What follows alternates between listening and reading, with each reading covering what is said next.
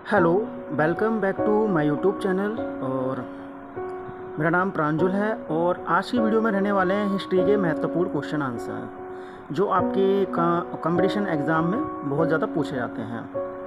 तो बिना देरी करते हुए हम अपनी वीडियो स्टार्ट करते हैं। सिंधु घाटी सभ्यता का प्रमुख नगर कौन सा था जहां ग्रेनरी अनाज भंडार पाई गई थी? तो पहला ऑप्शन है आपका ए हड़प्पा, दूसरा ऑप्शन है मोहनजोदड़ो, तीसरा ऑप्शन है लोथल और डी ऑप्शन है आपका कालीबंगन। तो आपका राइट आंसर क्या होगा? हड़प्पा। आपका हड़प्पा राइट आंसर आपका क्या होगा? हड़प्पा।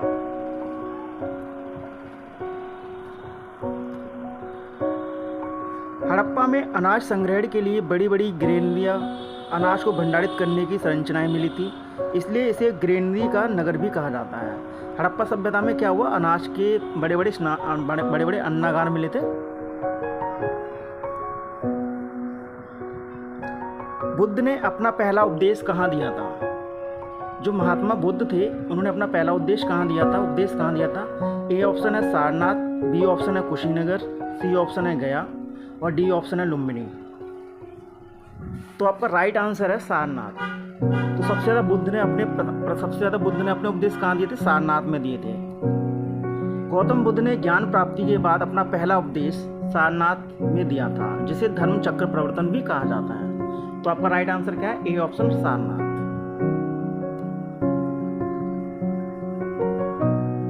अशोक किस वंश का शासक था?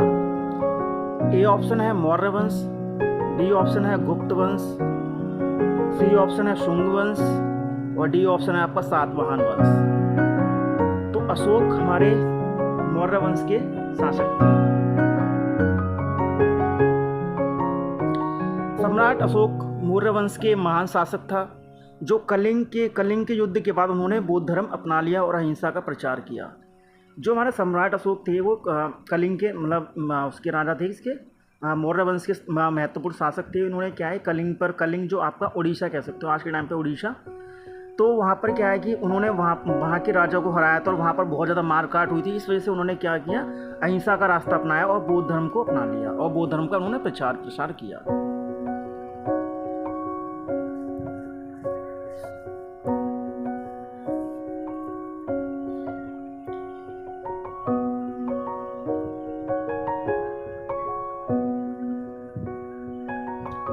पाटलिपुत्र किस काल में प्रमुख राजधानी थी? ए ऑप्शन है मौर्य काल, बी ऑप्शन है गुप्त काल, सी ऑप्शन है शुंग काल और डी ऑप्शन है उपरोक्त सभी। तो पाटलिपुत्र क्या थी? सभी की राजधानी थी, मौर्य काल में भी और गुप्त काल में भी और शुंग काल में भी। तो आपका राइट आंसर क्या है? उपरोक्त डी। पाटलिपुत्र विभिन्न कालों में प्रमुख राजधानी रही है। यह मौर्य, गुप्त और शुंग शासकों की थी। ठीक।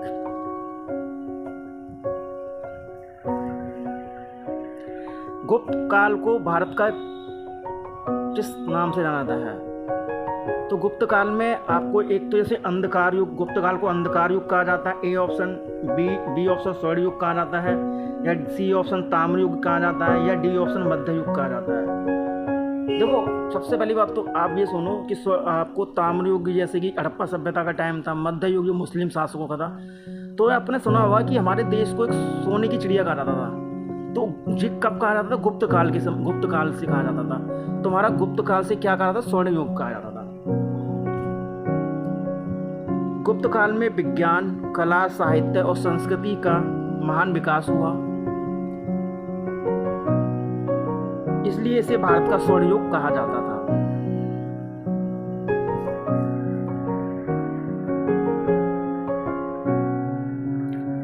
भारत में नवजागरण का प्रारंभ किसके द्वारा हुआ? ए ऑप्शन है राजा राम मोहन राय, बी ऑप्शन है विवेकानंद, सी ऑप्शन है दयानंद सरस्वती, डी ऑप्शन है आपका बाल गंगाधर तिलक। तो आपका राइट आंसर है ए ऑप्शन, राजा राम मोहन राय। राजा राम मोहन राय ने सती प्रथा के विरुद्ध आवाज उठाई और ब्रह्म समाज की स्थापना की। इन्होंने भारतीय नवजागरण का जनक भी कहा जाता है। जलियांवाला बाग हत्याकांड कब हुआ? ए ऑप्शन है 1919 में, बी ऑप्शन है 1920 में, सी ऑप्शन है 1917 में, डी ऑप्शन है आपका 1922 में। तो जलियांवाला बाग हत्याकांड हुआ था आपका 1919 में, 13 अप्रैल 1919 को। 13 अप्रैल 1919 को जनरल डायर ने अमृतसर के जलियांवाला बाग में निहत्थे लोगों पर गोली चलवाई, जिसमें सैकड़ों लोग मारे गए थे।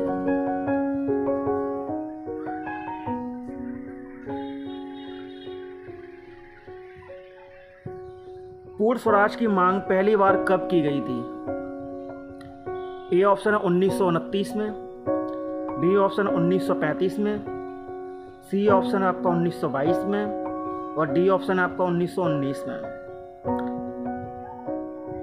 आपका राइट आंसर है ए ऑप्शन 1929 में। 1929 के लाहौर के अधिवेशन में कांग्रेस ने पहली बार पूर्ण स्वराज की मांग की थी। 26 जनवरी को स्वतंत्रता दिवस के रूप में मनाने का निर्णय लिया गया। 26 पूर्ण स्वराज की मांग की गई थी 26 जनवरी को स्वतंत्रता दिवस के रूप में मनाया गया था, 26 जनवरी 1929 में।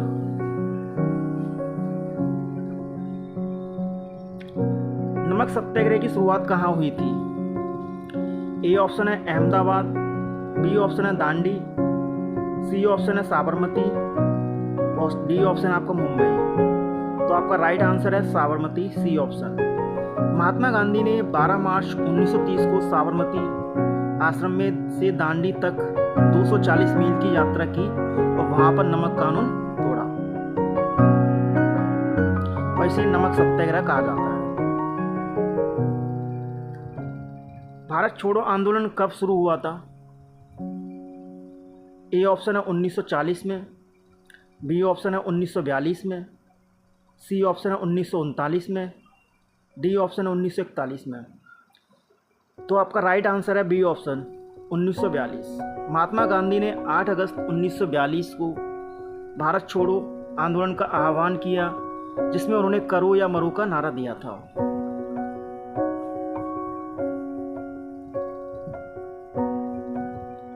अकबर ने इबादत खाना की स्थापना कहाँ की थी?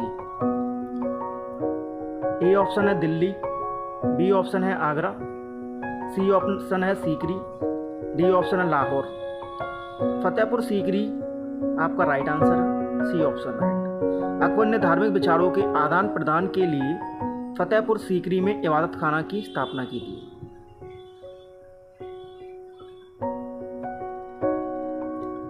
प्रथम पंचायती राज व्यवस्था की शुरुआत किस राज्य में हुई? A option Uttar Pradesh, B option Rajasthan, C option Bihar और डी ऑप्शन महाराष्ट्र। तो आपका राइट आंसर है राजस्थान में। सबसे पहले पंचायती राज व्यवस्था की शुरुआत राजस्थान में हुई थी। 2 अक्टूबर 1959 को राजस्थान के नागौर जिले में पंचायती राज की शुरुआत हुई।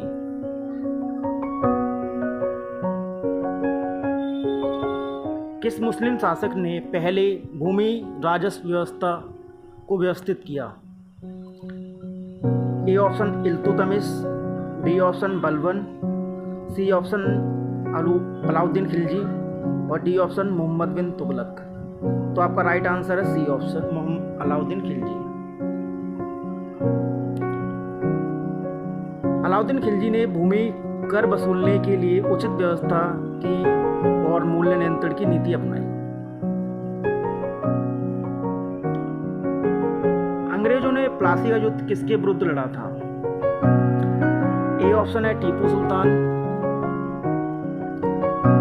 बी ऑप्शन है आपका हैदर अली, सी ऑप्शन है आपका सिराजुद्दौला और डी ऑप्शन है आपका मीर कासिम। तो आपका राइट आंसर है सी ऑप्शन सिराजुद्दौला। 1757 में अंग्रेजों और बंगाल के नवाब और सिराजुद्दौला के बीच प्लासी का युद्ध हुआ था। यह भारत में अंग्रेजी सत्ता की नींव कहा जाता है कि 1757 के बाद जब प्लासी का युद्ध हुआ तभी से ही अंग्रेजों की सत्ता भारत में विकसित हुई, यह कैसे शुरुआत हुई। महात्मा गांधी का जन्म कहाँ हुआ था? A option Porbandar, D option Rajkot, C option Ahmedabad, D option Vadodara. तो राइट आंसर है आपका ए ऑप्शन पोरबंदर। महात्मा गांधी का जन्म 2 अक्टूबर 1869 को गुजरात के पोरबंदर में हुआ था।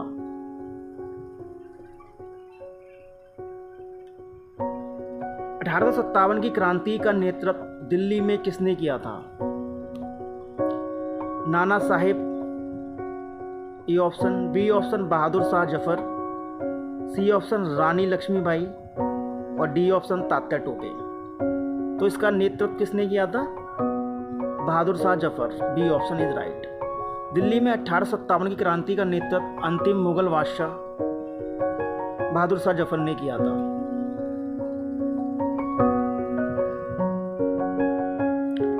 अलेक्जेंडर सिकंदर का भारत पर आक्रमण कब हुआ?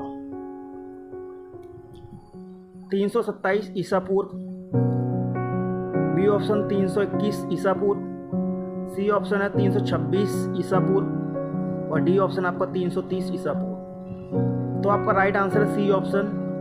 सिकंदर ने 326 ईसा पूर्व में राजा पोरस से युद्ध किया। किससे? 326 में। और जो हाइडे स्पीच झेलम नदी के तट पर हुआ था। आर्य समाज की स्थापना किसने की थी? ए ऑप्शन है आपका स्वामी विवेकानंद, बी ऑप्शन है स्वामी दयानंद सरस्वती, सी ऑप्शन है आपका रामकृष्ण परमहंस और डी ऑप्शन है आपका बाल गंगाधर तिलक। तो राइट आंसर है आपका स्वामी दयानंद सरस्वती। स्वामी दयानंद सरस्वती ने 1875 में आर्य समाज की स्थापना की और जिसका उद्देश्य था वैदिक धर्म की पुनः स्थापना करना। और उन्होंने ही कहा था, एक नारा दिया था, वेदों की ओर लूटो। ये क्वेश्चन आपका एग्जाम में पूछा जाता है। इल्तुतमिश ने किस सिक्के की शुरुआत की थी? रुपया, ए ऑप्शन, बी ऑप्शन टका, और सी ऑप्शन है टंका और जीतल और डी ऑप्शन है दिनार। तो राइट आंसर आपका टंका और जीतल। इल्तुतमिश ने चांदी का सिक्का टंका और तांबे का सिक्का जीतल की जारी किया था।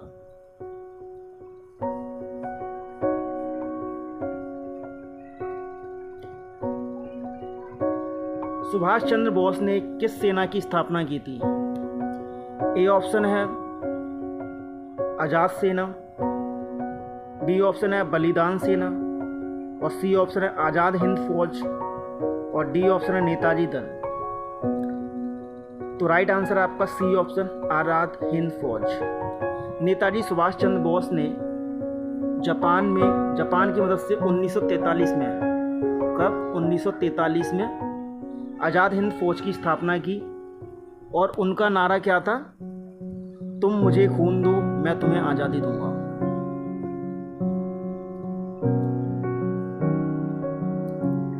अगर आपको वीडियो अच्छी लगी हो तो लाइक करना, कमेंट करना, शेयर करना और आप नेक्स्ट वीडियो किस टॉपिक पर चाहते हो ये भी आप कमेंट कर सकते हो। Thank you for watching this video.